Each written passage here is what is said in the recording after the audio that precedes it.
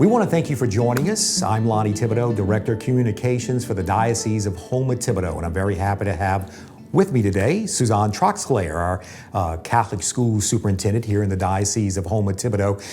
You know, back on June 12th, we announced via communication that it was our intention here in the diocese to go back to school for the 2021 school year. 1 week ago, Suzanne, along with Bishop Shelton Fabre, announced that we were going back to school, and that plan included in-classroom instruction. So what we want to do in this video, in a series of videos that we will be releasing to the public here within the coming weeks, is answer the questions that we know all of you have right now. And so we're going to start with 5 topics today. And so Suzanne, thanks first of all for joining us. Let's go ahead and start with this. We announced that we were going back to in-classroom instruction, which is really, really important. Before we can even get to that point, before we even talk about that, how did we get there in terms of guidance, in terms of preparation? What had to take place to get us to this point? Thank you, Lonnie. A lot has taken place. We began our commitment to our return to school by putting together a task force of people from throughout our school community. We included educators, administrators, health professionals, people from our diocesan school board and our larger community. And together we brought 44 people and divided up into 17 subcommittees, the most important parts of a safe return to school plan. So that's how we began, with that task force. And they've been working diligently over the last few weeks to put together the guidance that our schools are utilizing for their return to school plans. So that was a critical component, because if you remember, when we announced back in June of our return to school, we were committed to 3 things: the safety, presence, and growth for our students. Safety meaning that we were going to make sure we were going back in a safe environment for our students and our staff, and ultimately our larger community, their extended families at home, because they are leaving school and coming back from their home communities. Our presence. We wanted our students present. We've missed our students in school over the last few months when we were required to have distance learning. So we were committed to their presence in school, and of course, because of that, we had to make sure that it was a safe environment.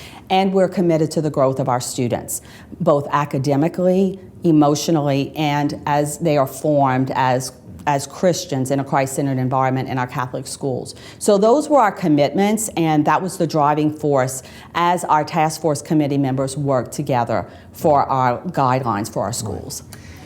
What was announced by you and Bishop Fabre a week ago was the intention, based on everything, the guidance that we have right now, to go back to in-classroom. Sometimes we hear the phrase brick and mortar. We are very familiar with that because that's what we've all done all of our lives, but we're also now familiar with distance learning because that's what had to happen at the end of the previous school year. Why don't you briefly address maybe those 2, I guess, learning environments, learning models, if you will, and what is the intention as of right now, the guidance we have right now? Correct. So right now, with what is required as far as the guidance in our state and in our communities, we are preparing for that physical return to our brick and mortar schools. 5 days a week, a full school day. That is our intention right now. And that's what we're planning for. We know in reality, there could be a change from the governor in what the phase may turn to. So for instance, in March, we were sent to a stay-at-home order. We were sent back home, and we're not allowed to gather in our schools for instruction. Our teachers, our parents, our students did a fantastic job of really tackling something in a very small amount of time and doing it so well. We were able to continue instruction, continue that Christ-centered instruction as well within our students from their homes, not in our buildings. So in that case, if that were to happen to us again, we were prepared for that as well. We've learned a lot. We've learned a lot this past spring. Our teachers and our schools had to move very quickly to prepare for that distance learning. And from there, we've learned so much. So not only are we prepared if that happens again, but we're also enhancing our digital learning within the classroom. So throughout these last several weeks, a lot of our teachers and our administrators are working together so that they're improving their abilities to promote digital learning in their classrooms, as well as if we needed this for a stay-at-home order where we would unfortunately be pulled from our brick and mortar buildings. So this is just good teaching. You know, that's good teaching, having strong digital learning environments in school. Exactly. Another thing that I'm sure is on the mind, especially parents who are watching this right now, face coverings. I mean, it's become such a way of life for us in our entire world, you know, these last several months, Suzanne. Again, based on the guidance we have right now, depending on what age group they're in, this not only applies to the students, obviously faculty and staff as well. What should they expect when they go back to school here within the next few weeks in terms of face coverings? Sure. So that's a great question, and we are requiring face coverings for students in grades 3 through 12, and also for all of our staff, all of our employees within our schools. And this is guidance that we are getting from our health professionals, from our Louisiana Department of Education. We are an approved non-public school in the state of Louisiana as well. So we're able to have guidance from our regional health director, Louisiana Department of Health, as well as our CDC and our local, health authorities. So we are wearing masks in grades 3 through 12. Students in grades below have the option to wear masks if they choose to, if their parents choose to have a mask.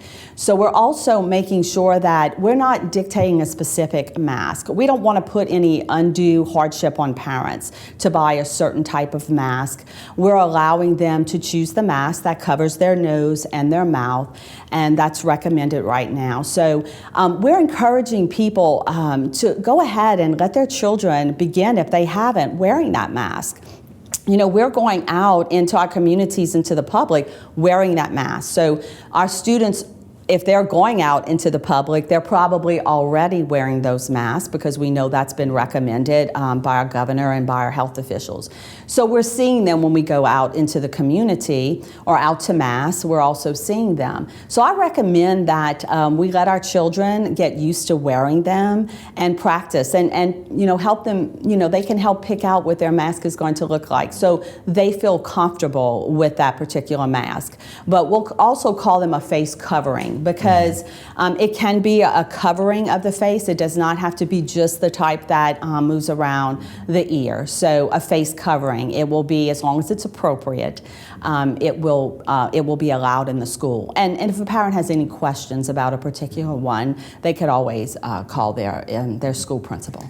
You know, Suzanne, a closely associated subject matter with that, of course, is social distancing. And I think in our society now, we hear social distancing and we naturally connect 6 feet.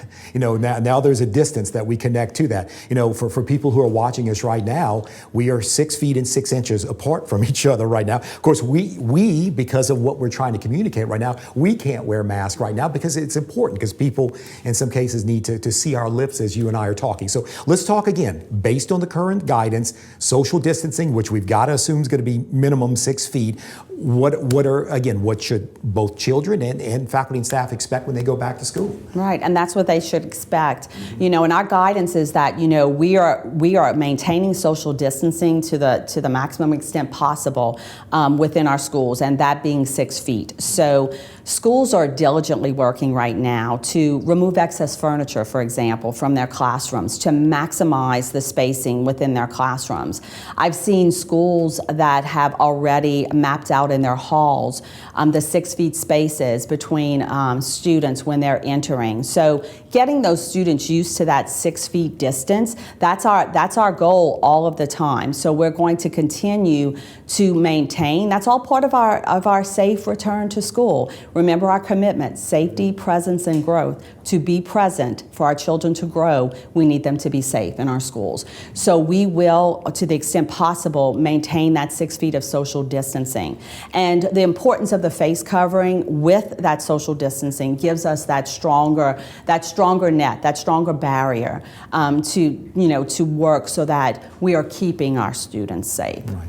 And I've got to assume, as part of the social distancing, I've got to assume that our schools will have policies in regards to guests or events and those type of things, which I assume will be severely restricted or maybe even prohibited. Right, absolutely. So, with the guidance that we have right now, visitors are going to be restricted from campus. So those times when we would have, for instance, maybe a grandparent coming in and reading to students, that's not going to be able to happen for a while we're in this phase. So those employees, those staff members, and those students, and the essential people that are necessary for curriculum and instruction in the course of the day will be on campus. However, we will not allow visitors to enter campus like would normally be our processes.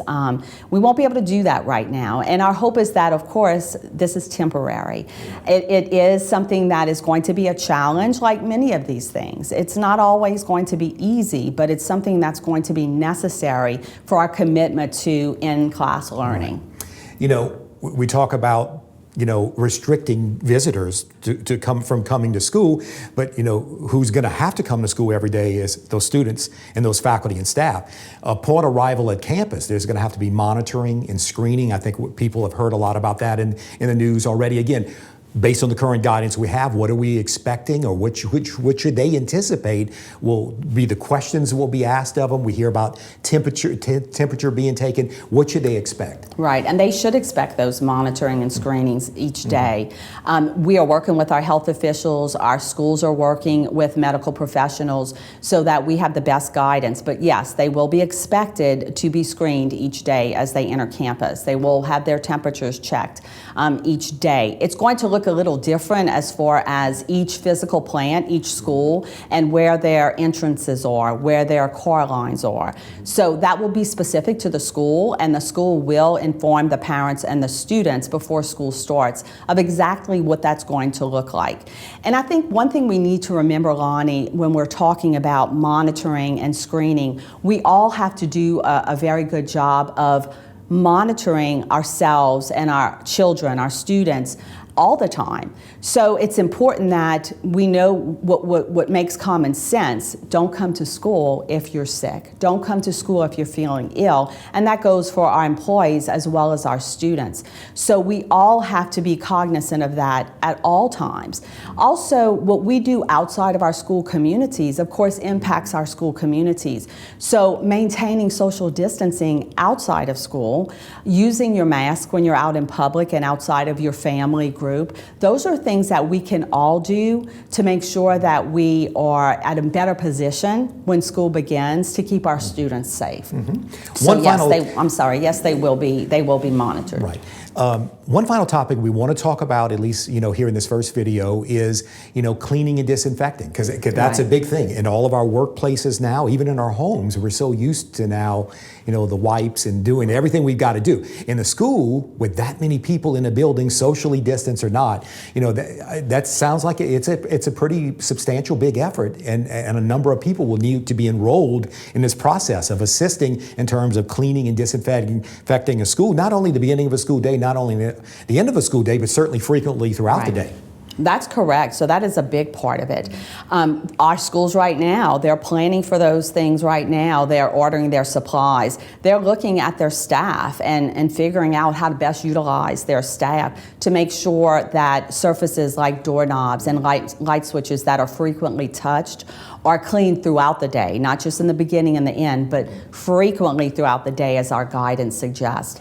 We're also keeping students as static as possible in their classes, meaning that, especially in elementary school, instead of classes getting up and changing to another room, schools are planning for teachers to do that, teachers to move. So the least movement that we have with our classes, the better for the overall protection of the entire school family. So that's a big component as well, because when students do walk out of a classroom, if another class is coming in, those desks need to be cleaned in between, and that takes some time. So this is a challenge for everyone, not just in our diocese, but across the nation, as we all navigate this new area and make sure that we are cleaning, disinfecting appropriately For instance, if we have a child who is displaying symptoms and who is sick, or when they come to school, we need to isolate that child in an area, and when that child leaves to go home, that area is going to be cleaned thoroughly and disinfected. So we are going to be very, very careful and very cautious with our facilities. Right. Thank you. Well, those for our viewers watching, thanks for joining us. By the way, this is first in a series. This is only 5 topics of quite a number of topics that were covered in the task force report. And so again, that task force report or aspects of it will be individually through each school. Each school will be reporting various, their websites and social media over these next few weeks as we prepare for the beginning of school in the first week of August. Lots of topics that Suzanne and I will address in the coming days and weeks, including athletics and water bottles and bus transportation. There's a lot of things that we're going to be talking about. So we want to thank you for joining us for this first video in the series, and we want you to join us for the others. And again, make sure to continue to check us out on hddiocese.org, our Facebook, both the Catholic schools and also the Diocese of Houma-Thibodaux. Suzanne, I want to thank you for joining us. I want to thank you for joining us. Again, let's all work together and prepare for the beginning of school coming up in the next few weeks. Thank you, and God bless you.